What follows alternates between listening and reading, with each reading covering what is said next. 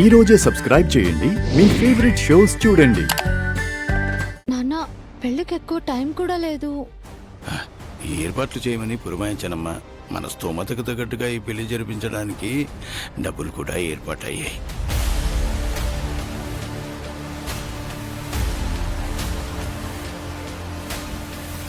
నిన్నటి వరకు డబ్బులేదన్నారు, ఈ రోజు ఎలా వచ్చాయి? ఏమో, అందరి ముందు అడిగితే మనల్ని అవమానించేలా ఉన్నారు. సైలెంట్గా ఉంటాం. అంకుల్, నేనొచ్చింది కూడా ఈ పెళ్లి గురించి మాట్లాడదామని. పాపం మీ అమ్మాయి పెళ్లిని మీరే చెయ్యాలి అన్న సెంటిమెంట్తో ఎక్కడ సమస్యల్ని కొని తెచ్చుకుంటారేమోనని వరి అయ్యాను. కావాలంటే నేనే డబ్బులిచ్చి మీ చేత ఖర్చు పెట్టించాలి అనుకుంటున్నాను. ఈ ఆలోచన ఏదో బాగుంది కదా. ఒరేయ్, నోరు మూసుకొని ఉంటావా? నా కొడుకు డబ్బులు ఏర్పాటు చేసుకున్నాక ఆ అబ్బాయి ఇస్తానంటే ఎలా చేస్తావు? అలాని కాదు బామ్మ, మన మీద కూడా దయ చూపిస్తున్నప్పుడు కాదనకూడదు కదా.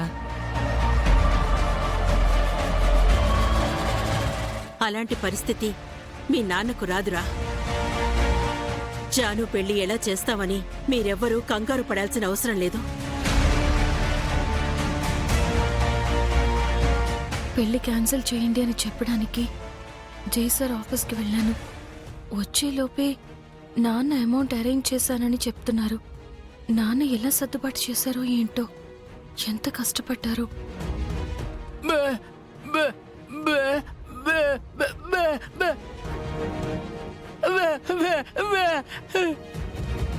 పెళ్లికి ఎలాంటి సమస్య లేదని, నీ మొహంలో సిగ్గు కనిపిస్తోందని చెప్పే ప్రయత్నం రాము చేస్తున్నాడు.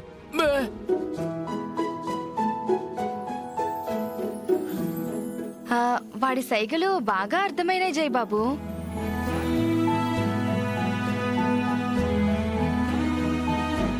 సో ఈ నెల 24న మనిద్దరం ఒక్కటి కాబోతున్నాం.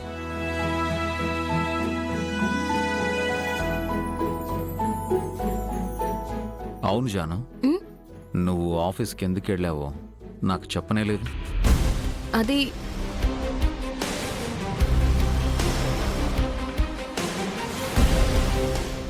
అది మీ మీ ఆఫీస్ దారిలోనే చిన్న పనుండి వెళ్ళాను సార్.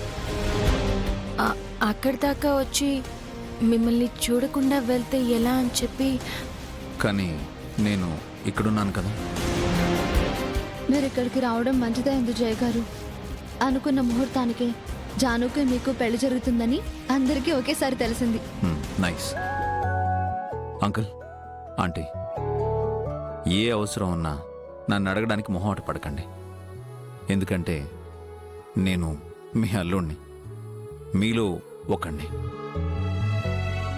Bless me. చల్లగా ఉండయ్యా. చల్లగా ఉండు బాబు.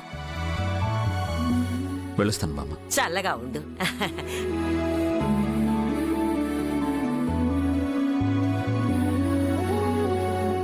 వెళ్ళిరానా?